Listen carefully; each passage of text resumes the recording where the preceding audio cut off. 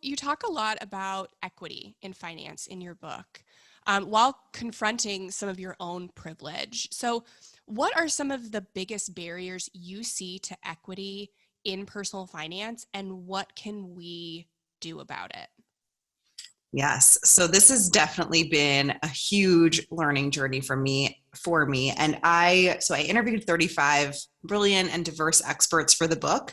And what I found, and you hear stats, you learn about, hopefully, around the racial wealth gap, that the average white family has a median net worth of 188,000 compared to 24,000 for Black families and 36,000 for Hispanic families.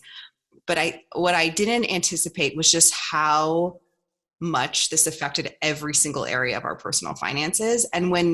So I think it's hard to pinpoint like where it is most difficult, but what you'll see is that if you are a woman, the personal finance world is different for you. If you are a person of color, the personal finance world is different for you. If you're a mother, if you have a disability, if you're in the LGBTQ plus community, and then if you identify as multiple things, right, that is like intersectionality. Now you're having the compound effect, and this affects our income, which affects how much we're able to invest and put towards retirement, whether we're able to stay in a job that has a 401k, or we need to take time off to care for somebody, or if you're, equally, if you have the same or even better credit profile as someone, but now your mortgage is more expensive, or your home is valued less just because you're Black. So there's a chapter in the book on equity and money, but you'll notice that in every chapter, in talking with people, it just comes up in every single area, and they all are interrelated.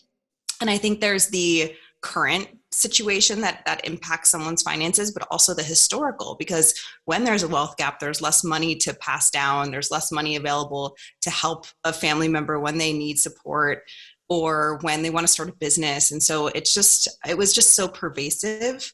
And the book points out a lot of the issues. Unfortunately, I wish I had more answers, but some of the experts I interviewed pointed to different changes in policy and in corporate practices. And us, I think one of the wonderful things is, as individuals, I noticed that there was usually someone in someone's life that gave them a nudge, like the person I sit next to at work who said, you really should invest in the 401k plan, or another colleague who said, hey, this is what I earn. Like, what do you earn? So we can compare. Or the friend who said, this is how I budget. How do you budget? That, like, by becoming financial adults and improving our financial literacy, we can be that person for other people. And so I think that's beautiful. And also, a lot of times it should be enough to do this for ourselves, but sometimes it can be really motivating and inspirational to think, when you're negotiating a raise or when you're building wealth, that it's not only doing it for you and your family, but you are paving the way for others to do the same. So it can add this sense of purpose to our personal finance journeys as women and people of color, or if you're in the LGBTQ plus community, all those different areas.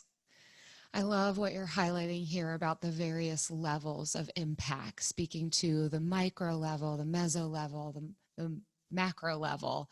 And there's a concept within social work, that's my background, called person and environment, PI for short. I mean, love pie, so that's great too. But what it is it's calling us to look at, well, what is the context? Because the context is going to inform what's available to various people. What is their environment? They're a person within a context, and that's what you're describing here. But I'd love to hear your perspective on how specifically you see us understanding this concept for whoever we are, whatever context we're finding ourselves in. You listed off a variety of different things that we might find ourselves, aligning with. How do you see that being specifically important to identify, to focus in on this bigger issue in relation to our finances? So it's interesting. I think if you're imagining and you mentioned how I talked about my privilege in the book. And so imagining just like my personal finance advice or tips from my perspective, let's say when I go through the process of having my home appraised, right? That is a very different experience than when I interviewed Fee Gentry for the book. She talked about different things that someone who is Black or a person of color can do to have their home appraised for what it should be. So that is showing equity in personal finance education, like having education that specifically speaks to your experience and your context and how important that is. Because my experience getting my home appraised, if that was the advice that someone got, they would probably have their home appraised for 23% less because they wouldn't make the changes to like have a white person stand there when they're getting the appraisal, or remove pictures of their family, which are, it's like horrible that needs to be the case. But having education specific to our experience is so important, and what makes the education very usable and valuable. Does that answer your question? Yeah, absolutely. I think, it's bringing up for me some of my own personal journey and realizing how helpful it was for me to describe my circumstances accurately and then respond to it within my own context. Like there was a time, and I've talked about this before on the podcast in full transparency, where my husband and I were living below the poverty line. Like as it stands in written form, we were making far less than what the government identified for our area was the poverty line. And yet I was acutely aware of the fact that I will never be homeless. Like, I know I don't make a lot of money. I am technically living in poverty, but yet we have such a connection of friends and family, and we are white, and I know that I have privilege and access to things that those in another community would not have access to. And so I think it really helped me to sober minded, like, okay, this is a reality for me, but also because of these things, I'm not going to be completely destitute. And I need to be careful with the way that I talk about my circumstances, because even though these are my financial circumstances, I need to recognize the ways in which I have privilege and resource and access in ways that others don't. And so, in some ways it's like, yes, I can understand this experience, but in other ways I can't. I don't know what it means to fully be in poverty or homeless, or to be concerned about where my next meal is coming from. And I think that really helped me in like forming a foundation and building upon that to say, how I'm going to respond out of that. And then, how I relate to others who might be in different circumstances, and not imprinting my own journey onto others. It's such a broader conversation, but as you're highlighting, I think important for us to realize. Yeah, I think this topic can feel so overwhelming, and to an extent like a little mind-blowing, because sometimes it's the more you learn about it, the more you are, it seems like unreal that some of this stuff is going on.